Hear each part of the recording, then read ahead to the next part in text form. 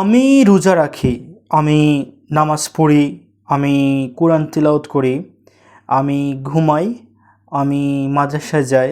এই সকল বাক্য আমরা কীভাবে ইংরেজিতে ট্রান্সলেট করব? তো চলো আমরা আজকে এইগুলো একটু প্র্যাকটিস করে দেখি।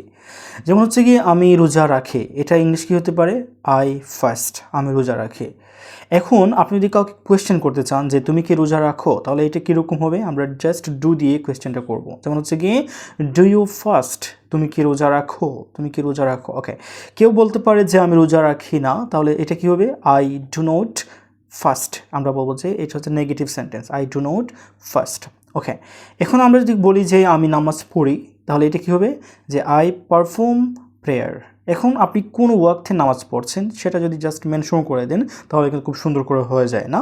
তাহলে যেমন হচ্ছে আমি ফজরের নামাজ পড়ি, তাহলে এটা কী হবে? আই পারফর্ম ফজর প্রেয়ার, দ্যাটস ইট। তুমি কি ফজরের নামাজ পড়ো, তাহলে এটা কী হবে?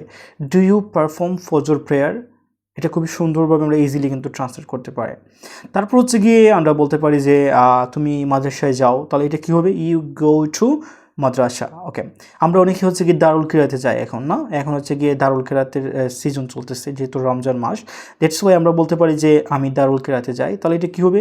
আই গো টু দারুল কিরাত। ওকে, আমি প্রতিদিন দারুল কিরাতে যাই, তাহলে I go to Darul Qirat everyday.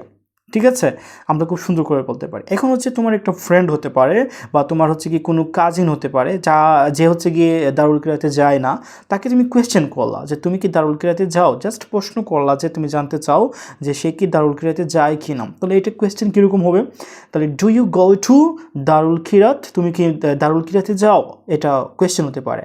যদি সে উত্তর বলে যে আমি যাই, তাহলে হবে গিয়ে ইয়েস আই গো।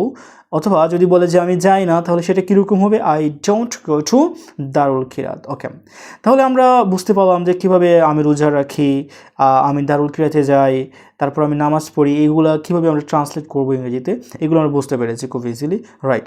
এখন আমি আপনাদের জন্য একটা কোয়েশ্চেন দিচ্ছি, সেটা হচ্ছে কি আপনারা অবশ্যই কমেন্ট করবেন, এটা উত্তর আমাকে বলে দেবেন যে তুমি কি, মানে আমি বললাম যে তুমি কি ঘুমাও, এবং হচ্ছে গিয়ে সে কি ঘুমায়।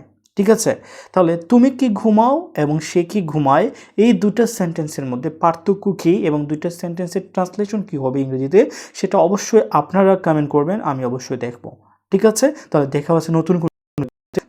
আল্লাহ হাফিজ, গুড বাই।